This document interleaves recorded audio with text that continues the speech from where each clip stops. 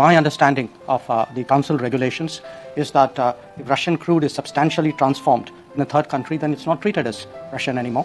I would urge you to look at Council Regulation 833/2014. दोस्तों, भारत के external minister doctor S Jaishankar ने एक ऐसा कारनामा करके दिखाया कि पूरे के पूरे यूरोपियन यूनियन के मुंह पर ताले लग गए। हाल ही में यूरोप के दौरे पर पहुंचे डॉक्टर एस जयशंकर से विदेशी मीडिया ने एक ऐसा सवाल पूछा जिसे सुनते ही यूरोपियन ऑफिशियल्स की बुलिंग और हिपोक्रेसी साफ नजर आई। लेकिन यूरोपियन यूनियन ये भूल गया कि उनके सामने डॉक्टर एस जयशंकर खड़े हैं, जिनको डॉक्टर उनकी पीएचडी की डिग्रियों की वजह से नहीं बल्कि यूरोपियन यूनियन के घमंड और हिपोक्रेसी की बीमारी का इलाज जो वो टाइम टाइम पर करते हैं उस वजह से कहा जाता है। अब ऐसा कौन सा सवाल पूछा गया डॉक्टर एस जयशंकर से जिसका जवाब सुनते ही यूरोपियन यूनियन के सभी ऑफिशियल का सर शर्म से झुक गया? बताएंगे आपको ये सब पूरे विस्तार से हमारी आज की इस वीडियो में। यूरोप दौरे पर जाने से पहले ही यूरोपियन यूनियन के कमिश्नर और वाइस प्रेसिडेंट जोसेफ बोरेल ने फाइनेंशियल टाइम्स को एक इंटरव्यू दिया जिसमें उन्होंने ये कहा कि इंडिया को क्रैकडाउन करना होगा क्योंकि भारत जो refined oil product European countries को एक्सपोर्ट कर रहा है वो जिस क्रूड ऑयल से बना हुआ है वो रशिया से आता है, जिसके चलते भारत के खिलाफ सैंक्शन भी लगाने होंगे। इंडिया रशिया से जो क्रूड ऑयल खरीदता है उसे अपने देश में रिफाइन करके उसे रिफाइंड प्रोडक्ट जैसे कि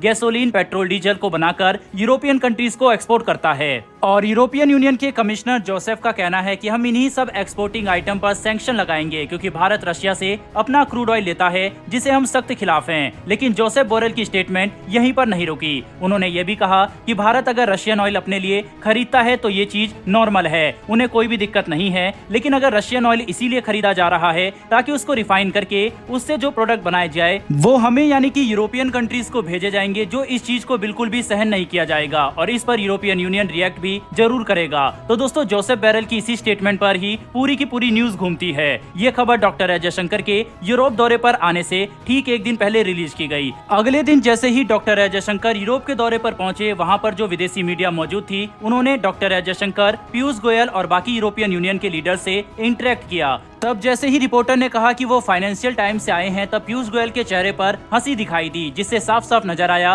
कि भारत पहले से ही इस बारे में जानता था कि उनके सामने ये सवाल जरूर आएगा और भारत अपनी पूरी तैयारी करके गया था। फाइनेंशियल टाइम के रिपोर्टर ने जैसे ही ये सवाल किया, तब यूरोपियन यूनियन की तरफ से जो लीडर्स वहाँ पर मौजूद थे उन सभी के चेहरे पर एक हंसी नजर आई। सभी को यही लगा कि अब भारत की दुनिया भर के सामने बेइज्जती होगी और उनकी bullying European union international platform पर कर पाएगा। लेकिन जब एस जयशंकर ने जवाब दिया तो यूरोपियन यूनियन के सारे सपने वहीं के वहीं टूट गए। जयशंकर ने स्टेटमेंट देते हुए सबसे पहले लाइन यही की कि मुझे आपका सवाल बेबुनियाद लगता है और उसी के बाद उन्होंने बताया है कि आप ईयू रेगुलेशन पर एक नजर डालकर आइए। Russian crude oil substantially third country में जाकर ट्रांसफॉर्म हो रहा है, यानी कि रिफाइन किया जा रहा है और ईयू के रेगुलेशन के मुताबिक अगर कोई भी क्रूड ऑयल किसी दूसरी कंट्री में जाकर रिफाइन हो रहा है तो उस रिफाइंड ऑयल से जो भी प्रोडक्ट बनाया जाएगा उसे उसी कंट्री का ओरिजिनल प्रोडक्ट कहा जाएगा और जिस क्रूड ऑयल से वह बना है उस कंट्री से उसका कोई भी लेना देना नहीं होगा। एस जयशंकर ने काउंसिल रेगुलेशन का एग्जैक्ट नंबर भी बताया जो कि 833/2014 है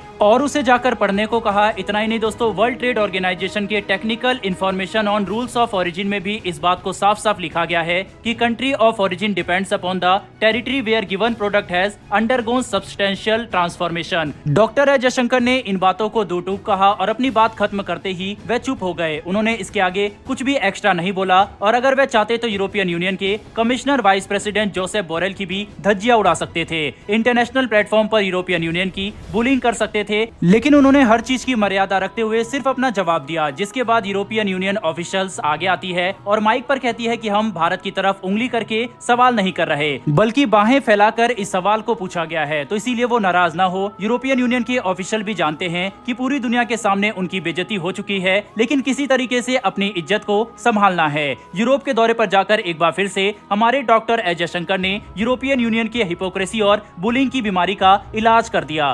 दोस्तों, ये कोई पहली बार नहीं है जब डॉक्टर एस जयशंकर ने यूरोपियन यूनियन की हिपोक्रेसी और बुलिंग की बीमारी का इलाज किया है। पिछले कई सालों से डॉक्टर एस जयशंकर इनके इसी तरह के सवालों का मुंहतोड़ जवाब देते आए हैं। लेकिन फिलहाल तो दोस्तों, भारत अपने रिफाइंड ऑयल प्रोडक्ट्स को जिस तरह से पहले यूरोपियन कंट्रीज को बेच रहा था वैसे ही बेचेगा। ना तो भारत में किसी तरीके का सैंक्शन लगेगा और ना ही किसी तरीके की रोक टोक होगी। बहरहाल दोस्तों, इस वीडियो में इतना ही। इन विषय के ऊपर आपकी क्या राय है कमेंट बॉक्स में लिखकर जरूर बताइएगा। साथ ही हमारी आने वाली डेली ऐसी वीडियो के लिए हमारे चैनल को सब्सक्राइब करके बेल नोटिफिकेशन जरूर दबा लें। फिर मिलेंगे ऐसी एक नई वीडियो के साथ। धन्यवाद। जय हिंद।